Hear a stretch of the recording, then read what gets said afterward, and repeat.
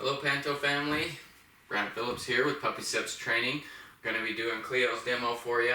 I'm sure you guys are real excited to get her. So, just a reminder, we are going to do a full demonstration. You've seen this before, but I am going to roll through it just like you never have. That way I can make sure that I cover everything, as well as it's always good to review in case you may have missed something. So, before we get started, before I get Cleo out of the crate and we start doing all this, a couple things that I'd like to talk about. The first is just a reminder, just that she's still a puppy. And so there is going to be this growing, this maturing. There's going to be times that she might try and test the water. But it's really important, in order for all this training to transition over, that you're consistent with the training. Consistent in rewarding, as well as correcting, as well as consistently managing and giving her proper management. And so just to break those down real quick, you know that when you reward your dog, we use the word okay, that's our marker. So that marks the correct behavior, releases from stay.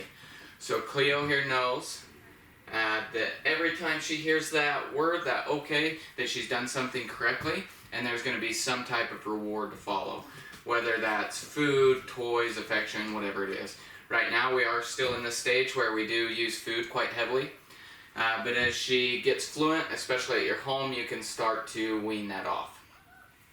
Now on the other side of things, you do have to correct your dog. So we use the word no or nope. That all depends on the behavior that she has performed that I'm correcting. So if she does something simple, like she breaks a stay, I'm just going to tell her no, and I'll have her do it again. Of course, I'm always ending on a correct behavior.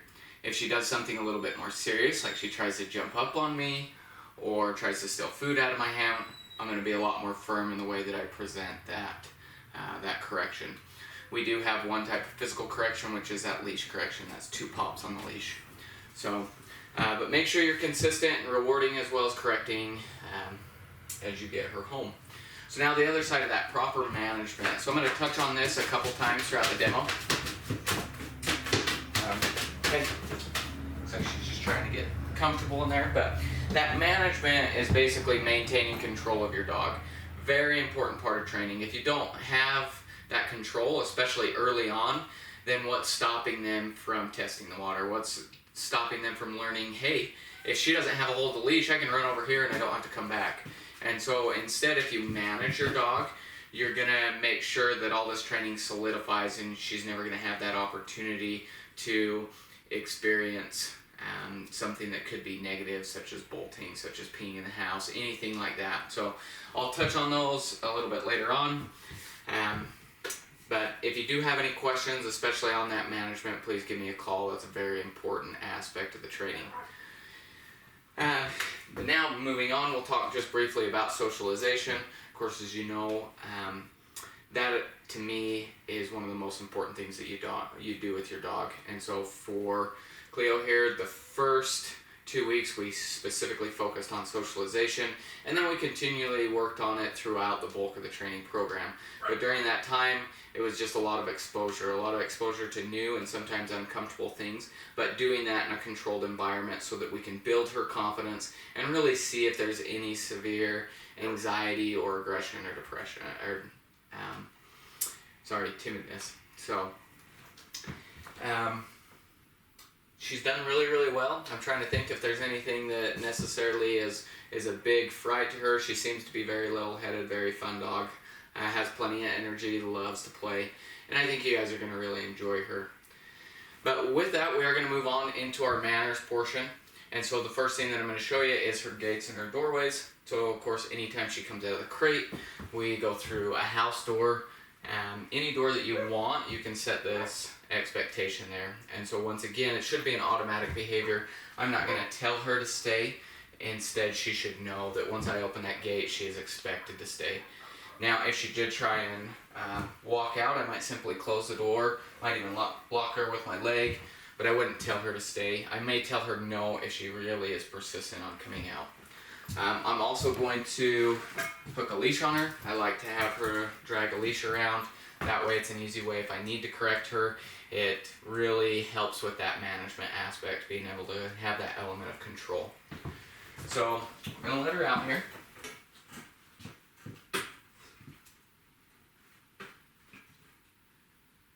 Okay, good girl, good girl. Gate doesn't really want to stay open, but once again, expecting her to wait until released. Now I am going to slip a leash on here. Good girl, good girl. That way, you know, I do have this element of control by being able to grab her if I need to, having that leash on there. Now the next manner is her greeting. So anytime I call her over, I expect her to sit. Come here. And I'm going to wait for that. Good girl, before I give her any attention. Now that greeting is very important. One, it gives them something to do so they're not jumping up and going crazy. Instead, they're planted, and so they're not jumping. But it also gives you their eye contact. And once you have her eye contact, you know that you have her focus. Good girl. Good girl. Come here. Good girl. Good girl. So just expect that. Once again, very important for jumping, which she's a pretty energetic little puppy, and so jumping was something we've really been working on. So now her mealtime manners. Anytime I feed her, I expect her to hold a sit-stay. So where she's sitting there, I'm going to tell her to stay.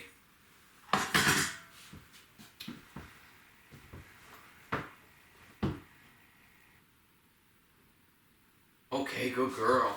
Of course, she's looking to me for permission that she can eat. I'm really building that relationship with me being the leader. Good girl. Also spend time handling them when they eat, making sure that she's not just going to scarf up her food and then, you know, choke on it or spit it up. You know, so I will stick my hands down in there. I've also hand fed her, stuff like that. Good girl, good girl. But we've just spent a great deal of time handling her. And so, you know, handling her ears, her tail, her paws. Just trying to make sure that she's not really anxious or aggressive of any sorts with being handled. Oh, good girl. Also been handling her mouth. She's a little bit mouthy, and so making sure that we're around her mouth and she's not gonna, you know, start chewing on me. If she does, I'm gonna quickly come here. Come here. I'm gonna quickly grab her muzzle. Nope, come here. And so I would come here, I want to show them. Step on your bed. There you go. So I would just quickly grab her muzzle just like that, and I would hold it. I would also accompany that with no. But as soon as she started to mouth on me, I just grab it, no, and then I'm done. I'm done playing with her, petting her. The attention is gone. And so she learns that if she puts her mouth on me, I'm done interacting with her. Good girl, huh? Good girl. Also want to handle her when she has something like a toy or something to chew on.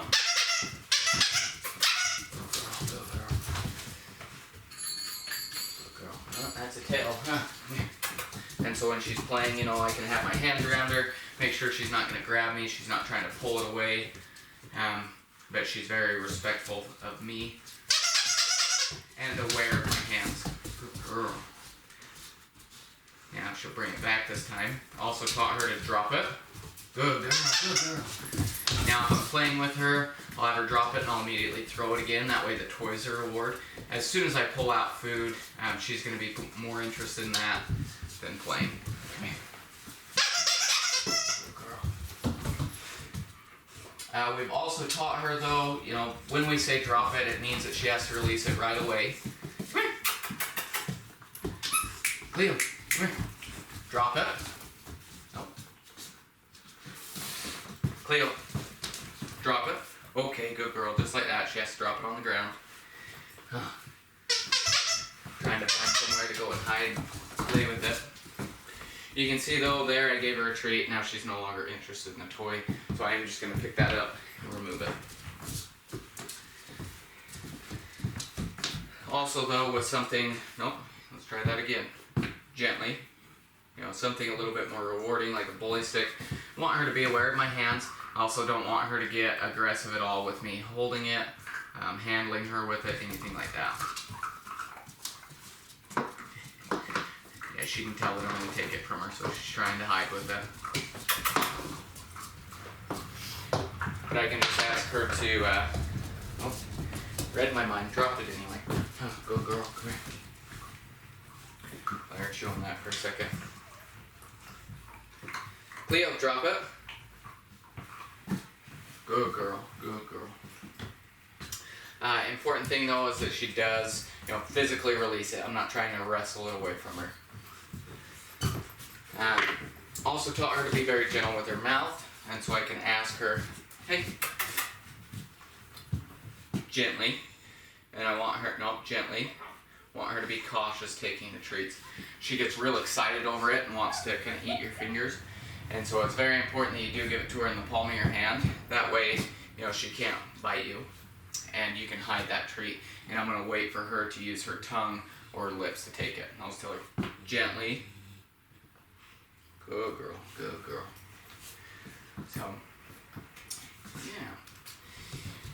Now, the next two manners are ones that you do have to really set a precedence in your house, and that's chewing and jumping. Those are things that, a new environment, she has to understand, as well as new people, what your expectations are. So chewing, of course, the best way to prevent an accident is avoiding it. And so if you can avoid giving her free access to things that you don't want chewed up, that's always going to help. However, it's never possible in your home. There's always going to be something that she has access to. And so that's where replacing comes in. If she starts chewing on something soft, I'm going to tell her no, and I'm going to replace it with something soft, something like a plush toy. If she wants to chew on something hard, I'd tell her no, and I would replace it with something hard. Just try and match that texture. She is still teething, and so she's got all these teeth left to lose. And so chewing has to happen. She has to be able to relieve that pressure. And so it's also important that you give her adequate things to chew on. If I have a downtime, I just like to give them something to chew on, and they'll go take it to their bed, something like a bully stick. But it is important if she gets up and leaves that then I take it away.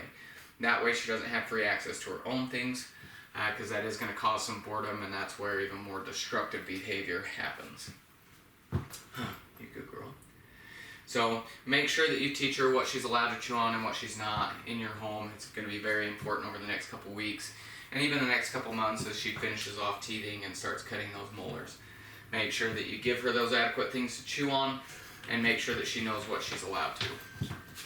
So now, jumping. So we have taught her the command off, and that's if she jumps up on me or up on a couch or anything like that, I tell her off and expect her to get down.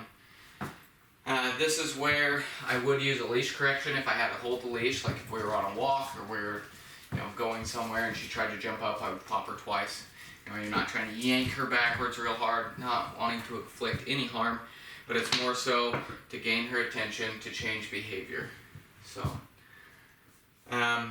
if she does come running up to you and you think she's going to jump, it is important that you never step backwards. That's just inviting her to jump, and she does love to jump, and so we've worked on that a lot, but don't encourage it. Instead, if she's coming at you and you think, oh man, she's going to jump, I'll always step into her. That way I restrict that space, and a lot of times they're not going to jump anyway because now you just throw off their timing, but I'm also standing my ground to a point that if she did jump, I would bring my knee up and catch her in the chest and put her onto her back. And so I'm teaching her that, hey, I'm the leader, I'm the boss here, you're not allowed to jump on me, I don't like that. And if you do put her onto her back, it does scare a lot of people, but you put her into basically a submissive pose to where she understands like, oh, you know what, I'm not going to do that again. She has been good with that, but it is something that, once again, new people, sometimes she wants to jump, and so I would make sure that you're consistent and you work on that. I believe that's everything with our manners, so we're going to move into our obedience commands. So the first two commands that we are going to talk about are come and watch me. Those are our two commands that we teach right off the bat. From day one we start working on them. And then I'll show you our hand signals for sit, down, and stay. And then crate, go to bed, and leave it. So the first one is that command just to get eye contact. And so that's all I'm looking for. If I can distract her for longer than 2 seconds.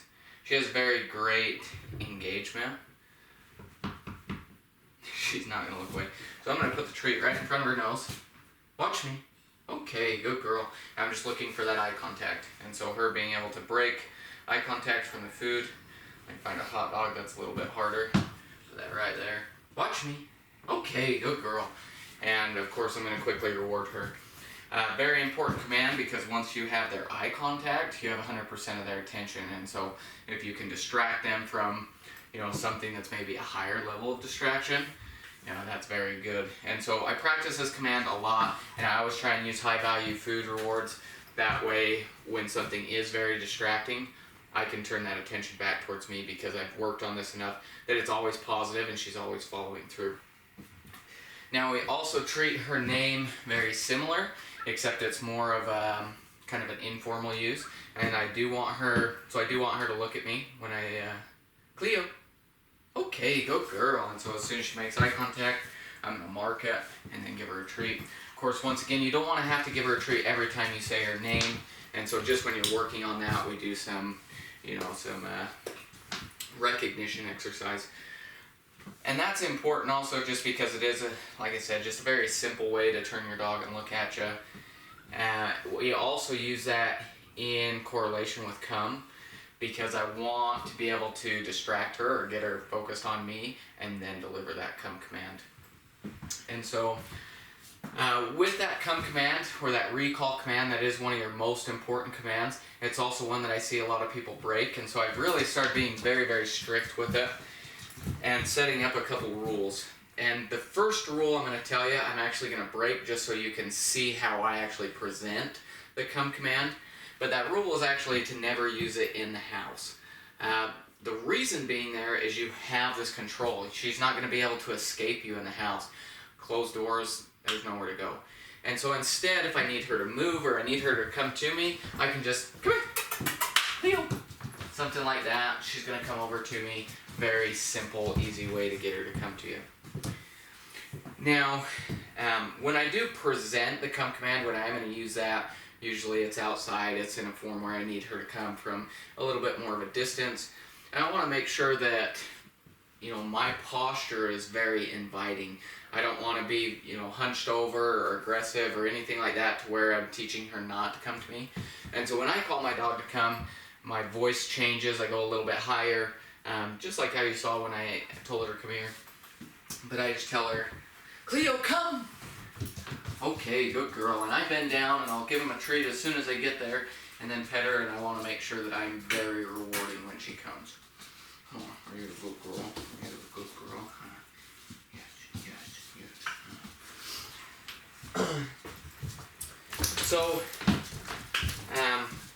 you do want to make sure that this command is in place when you need it. And so I would spend a lot of time practicing the come command. When I do that, I start out with a long lead. I'll hook that on her and just let her drag it around. Go on a walk, go somewhere where she can just sniff and be a dog. And then every minute or two, I call her to come just to give her a reward and let her go again. If she hesitates, I'm going to reel her in. But when I work on this, I'll also keep like a 9-to-1 ratio. And so 9 times out of 10, I'm just calling her over, giving her a treat, praising her, and letting her go again. So that's very rewarding. And I do that for every one time that I call her to come, and maybe we're done playing. We're going inside, she's going in the crate. Something that could be a negative. And that way, if that, you always want that positive to outweigh, so that when you do need that command, it is in place. When she's doing really, really well on the lead and she's not hesitating, then I'll take her somewhere where I do have this level of control, like a fenced-in yard, something like that. And I'll do the same exercise. Every minute or two, call her to come just to let her go again. And that way I'm really working on this come command, but I'm also giving her a little bit of freedom and building that up so that then you can take her off leash, on a hike or to the river or something like that, so that, she can have a little bit more freedom. Nope. Here. Talking too much. So spend a lot of time working on the come command. Don't overuse it. The other thing is, if you do call your dog to come and maybe they fail, I just like to go and get them if I can. The big thing you don't want to do is sit there and scream at them, because what's going to happen is eventually that your dog's going to come back and your blood's going to be so hot that you're going to, reprimand them, and then you just taught them not to come when called. And so make sure that you keep that command positive. It's fun, and add some variables. I'll use cheese balls, throw cheese balls around, let them go chase those. When they get back to me, I'll have a handful of dog food and I'll just throw it. And so I just want to make sure that I'm positive and really building up that command instead of tearing it down. Alright, Cleo, so now I'm going to tease you because I'm going to take your bully stick away. You a good girl. So our hand signals, the first one is a sit, which is just that scoop over the nose, just that simple hand signal. down, I'll just take my hand flat, and I'll take her down, and then stay as a stop sign. Cleo, sit, good. Down, nope, down. Stay.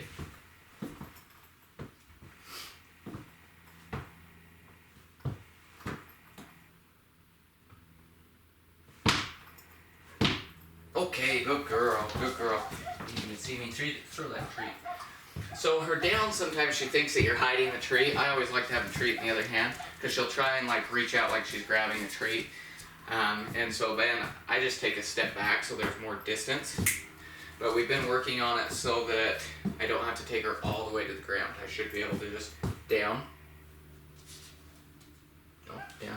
And if she hesitates, I'll just go a little further. Okay, good girl, okay. So continue to build that up. She'll do it about 75% of the time right now with right here. Sometimes I have to come down to about my knee. You can see how she starts to go. By the time she actually flies out, she should be doing it a lot higher. We still have, 5 days to work on that before she leaves. So, but then the stays, so she has great stays. She's up around 20 seconds, which is phenomenal for a puppy. Don't be satisfied. Always try and build those up. Now it's also important to remember that if she's in a down stay, she's not allowed to come up. However, if I put her in a sit stay, I don't care if she lays down. Come here. Sit. Stay.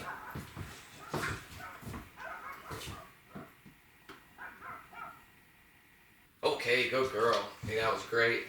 Even though that was shorter of a time frame, I dropped that piece of hot dog right in front of her nose, and so having her hold that stay, that's a high level distraction. So she did just great there. Now, the next two commands don't necessarily have hand signals. It's more so her reading my body language.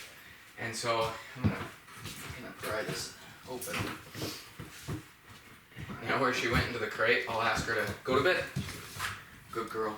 I don't care what position she's in as long as all four paws are on the bed, and then she is expected to stay. Okay, good girl, good girl. Go to bed. No, go to bed. Good girl, good girl. Now like that, she fell off. I'm not going to correct her, but I am going to put her right back on. Okay, good girl, good girl. Crate. It's a very similar crate. I'm just going to stand near it. If she hesitated, I can tap on the top. Okay, good girl, good girl. Crate. Now the crate command, okay, very similar to the come command, is one that you can burn out. If you only use it when you're going to lock her up, whether it's time for bed or you're leaving, something like that, they get to where they understand that and then they want to run the other way because they know you're going to leave. So instead, keep that random. You walk past it, send her in and out a couple times just for a treat.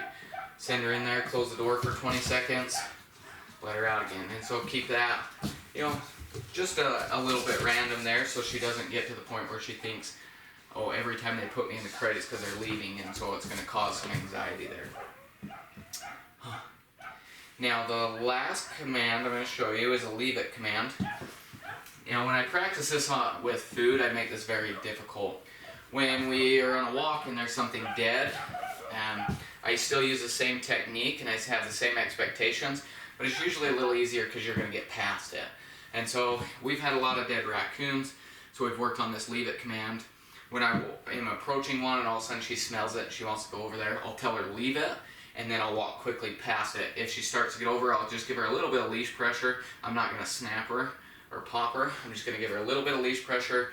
When she leaves the object, then I'm okay, good girl, okay, and I'm going to jackpot reward her as we get past it. When I work in here, I work with food, and I kind of keep her in that general area, and so it makes it a little bit tougher. So I'm going to drop this treat on the floor, make sure that she sees it there, and I'm going to tell her, okay, leave it. Good girl, leave it. Oh, come on. And so when she actually looks away right there, I rewarded her. Leave it. Come here. Good girl. And so you can, nope, leave it. You can see she still wants to go back to it. Good girl. And so I'm going to continue to reward her every time that she looks away. And I'm going to make it a little bit harder as we walk over it. Cleo, leave it. Come on. Leave it. Okay, good girl, good girl. And so then, high value reward. Leave it. Come on. Good girl, okay, good girl. And you can see if she starts to really kind of go for it, I just give her a little bit of leash pressure. I'm not pulling her in any way, I'm being very gentle there, but I'm just applying just a little bit of pressure as a reminder. Leave it. Leave it. Good girl. And so once again, high level of difficulty here, standing over the treat, and then I can bend over and take it. So very useful, you know, if you need to use it in the kitchen, ask her to leave it. If you can, quickly get her a reward and then pick up the object. Yeah. So that concludes our obedience commands portion. Now I want to talk about our crate training and our house training. So crate training, she's been doing really well. We've had her in there for 2 to 3 hour blocks during the day. She's doing that pretty easily, and she has been sleeping through the night. We've been putting her to bed around 10 p.m. and then getting her out right around 6 or so. So she's making it 8 hours without having an accident or needing a break. So doing very, very well there. With that being said, you know, this flight and this transition period is going to be more stressful. And so be prepared for her, 1, to get a loose stool, and 2, to have to go to the bathroom more frequently. So in the crate, I would just expect that she's going to have to need a break halfway through the night. And so I just set an alarm for it. That way it doesn't get to the point where she's having to whine or let me know. Because a lot of times during that transition, you know, with that loose stool, that anxiety, it can just build up, and sometimes they hold it too long. And so I just set an alarm, get up, give her a break partway through the night. Now look for those signs that she does have to go to the bathroom in the crate. Like I said, she's been doing great for 2 to 3 hours during the day and a full night. But if she's been in there longer than, let's say, 30 to 45 minutes and she starts to whine, generally that means she needs to go to the bathroom. And so I'm just going to take her out by the leash, let her have a break, you know, just use the bathroom, and then go right back in. So that's the one phase of crying. The other thing is that first, you know, day or two, especially after this flight, she's really, you know, she's going to want to be around you. She doesn't want to be locked in the crate again. And so when you do put her in the crate, make sure that you don't give in to her whining. If she starts to whine, don't let her out. You have to ignore. Give her something like a bully stick or a marrow bone just to help, you know, calm her nerves, help her relax in there. If you need to, cover the crate, something like that. But I would suggest, you know, Friday when we fly her out, that you know, this flight's going to be stressful, and so I wouldn't, you know, let her out for like an hour and then put her back in there for 2 or 3. Like that's not going to be good for her. Make sure that you give her some adequate time to be out, to run around, and try and then make sure the crate's still positive. I've seen it once before where a dog really didn't like to go in the crate after that flight, which I can't necessarily blame them. And so just make sure that you practice the crate command. Have her running in and out, giving her treats. Just keep it very, very positive, because she's done very well. I mean, you can see she just went in there chewing her bully stick. She really loves the crate. It's going to her, well, it is her bedroom, so I don't suspect you'll have any issues, but those are just a couple of reminders. That crate door does not want to stay open, huh? So I'm going to take your bully stick again. Come on. And a reminder, if she does go in the crate on her own, I don't expect her to hold that stay. I'm just going to ask her to come out. So now her house training. She's done very well with house training, and you want to make sure this transitions as smooth as possible. So I'm going to go over this whole exercise of having her target the bell, bring it off the door, and then what to do. If I have to, I may have to take the bells off the door, because once I do this exercise, it really stimulates them to want to go and ring them. So, the first thing that I'm going to do though, we'll take this single bell off. Hold on. We're all tangled up here.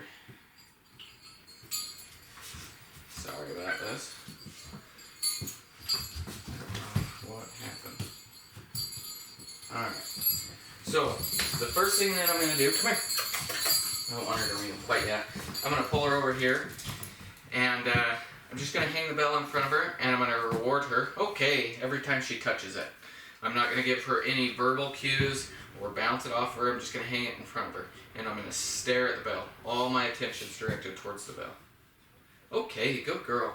And I don't care how hard she hits it at this point, just that she's reaching out on her own will and touching it.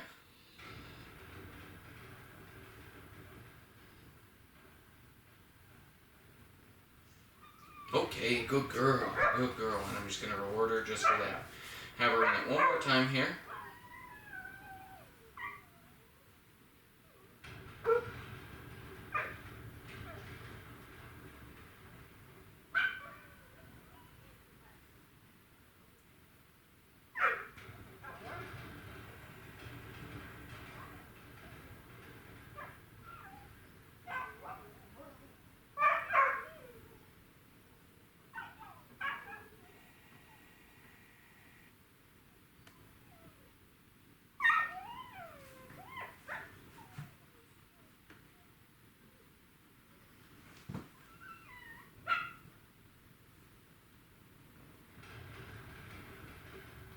Okay, good girl. Now sometimes that pause happens, that takes a minute, and that's fine because it's really allowing her to process what's going to get my attention. Of course, we have a few distractions outside right now, but I'll reward her for that, and then right after I'm going to take her over to the door, and I'm going to do the same thing, other than I will switch up the wording a little bit. Okay, outside, good girl. And I'll emphasize that, outside.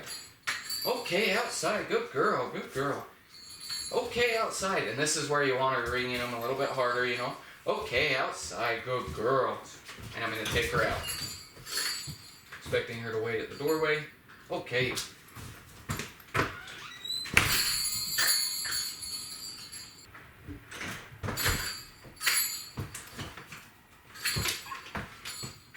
Okay.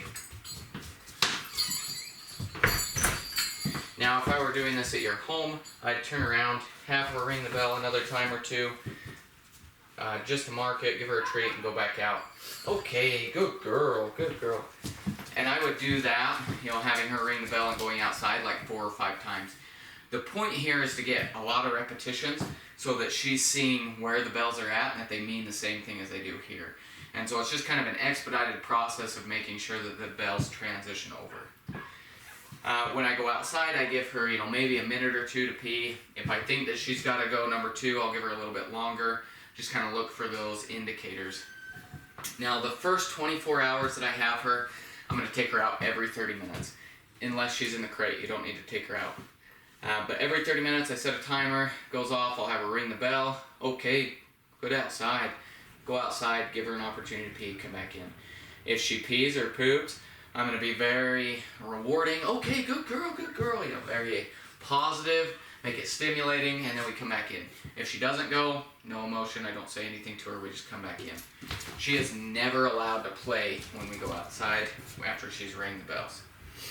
Now, after that 24 hours, then you can start to lengthen that as you can see that as stress level comes down, she's less anxious, her stool's starting to form.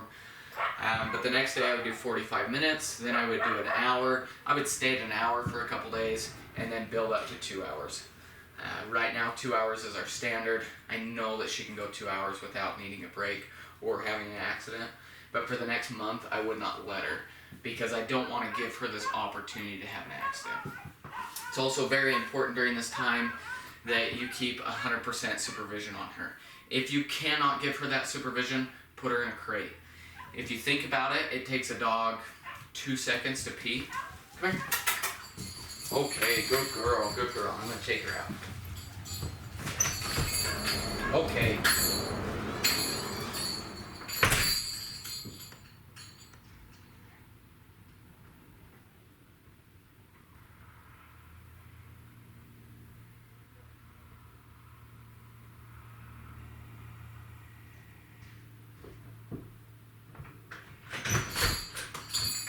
Okay. Now I'm going to remove the bells just because it's kind of hard to escape them in our small area right now. But yeah, 100% supervision. Takes a dog like 2 seconds to pee. You really don't want her to sneak around the corner and have an accident because if you don't notice her do it, there's nothing you can do. You can't go and rub their nose in it, that doesn't work. Now, if she has an accident in front of you, as frustrating as that is, it creates a unique opportunity to really make it black and white. So if she started to squat, I would stomp, I'd clap, no, and I'm just going to grab her and run her outside. The goal is to startle her so she stops peeing, and then once you get outside, if she finishes, then I'll praise her. Okay, good outside, good girl, which is hard to do because your blood's boiling, because she just had an accident on the floor. But it provides this opportunity to show her, hey, you just got corrected for peeing right here, but then you got rewarded for peeing over here. So, 100% supervision. I like to put up baby gates and block off part of my house. That way they don't get lost. Other things to look for is if she starts sniffing real heavily or starts panting, those are signs that she's got to go. If she starts spinning in circles, I just grab her and run. So, if you do have any questions with the house training, please let me know. I'm happy to help. But she's done very well, and that transition should go relatively smooth. Just make sure that you follow those steps. Nope, don't chew on your leash. So, I believe that that's everything with the house training. I hope I didn't miss anything. But let's talk about her food and water. So we've been feeding her twice a day. Usually it's been about 6:30 in the morning, and then 6 at night. Been giving her just shy of 2 cups. Make sure that she doesn't just get free fed. That feeding schedule is really important for you to develop this relationship built on you being the leader. Also, remember that if she leaves her food, always take it away. Unless she's getting a drink. Sometimes labs, they get to swallow everything, and so it gets stuck. And so if she gets a drink and comes back, I'm fine with that. But if she gets distracted and walks away, then I take the food away. Now with water, I give her water with meals, and for the first little bit I would restrict it, and so then I'd give it like 4 other times throughout the day. You don't want to give her unlimited access to water while she's transitioning, because she's already going to have to go to the bathroom more frequently than usual, and so don't make it worse by just giving her a ton of water. Also, because of the stress of the transition, I would put a little bit of pumpkin or yogurt in her food, just to help her stomach. Also understand that it's very common for them to lose their appetite for a couple days. So don't be nervous if she's refusing food. It's just her transitioning. So also understand that generally she goes to the bathroom within about an hour after eating, and then she'll go during the middle of the day as well. So times to look for her happen to go number 2. But now we'll talk about her leash training. So we take them on 2 different types of walks. The first one we kind of mentioned earlier with the recall exercises, and that's an off-leash or a long lead walk. When you know that she's going to come back every single time, that's when I'll let her off-leash. Until then, she's kept on a long lead. I'll start with like 20 feet. You can get up to 50. But when I take them on that type of walk, I really just want them to run around and be a dog. But I'm also really going to work on that come command. Call them to come, give them a treat, let them go again. I'll call them every minute or 2. That also keeps them close and checking in. But great exercise to do. It's still fun for them to be able to run around and be a dog. And then the second type of walk is our attention walk. It's a basic heel. I'm not applying a lot of pressure at this point, but I do expect her to be by my side with a loose leash, periodically checking in with me. She's not allowed to pull at all or get too distracted by things around her. Now, we do have 2 commands. The first is let's go, just signifying that we are moving, and then easy if she starts to pull. If she does start to pull, I'm going to come to a complete stop, and I'm going to pop her twice until her easy, and I expect her to put that slack back in the leash. She has to understand that there is no forward progress unless there is slack in that leash. One other thing to understand with the walk is when you go the first couple times, try and make it so there's no other people around, or go at the least distracting time, so there's not a lot of dogs or other people, because she's in this very vulnerable stage where she's trying to build this relationship with you, but it's not 100% there yet. And so if another dog comes running out, she might react because she doesn't know if she can trust you yet as a leader. And so you really have to build this relationship and make sure that you build her confidence in you. And so that's why the first couple times walking, I like the least amount of distractions as possible, so I can focus more on our relationship versus her reacting and then me having to correct her or work on her pulling. If she does start to pull and really want to get to something like another dog or a squirrel, I'm going to turn around and walk away from it until she gains her composure again, and then I'll turn around and walk back. And I'll do that like 5 or 6 times if I have to, just to show her that, hey, we're not gonna make it there unless you're in control. So let's go outside and I'll show you that walk. Let's go. When I start this type of walk, I like to ask her to sit. That way I know I have her attention. And then I'll just tell her, let's go.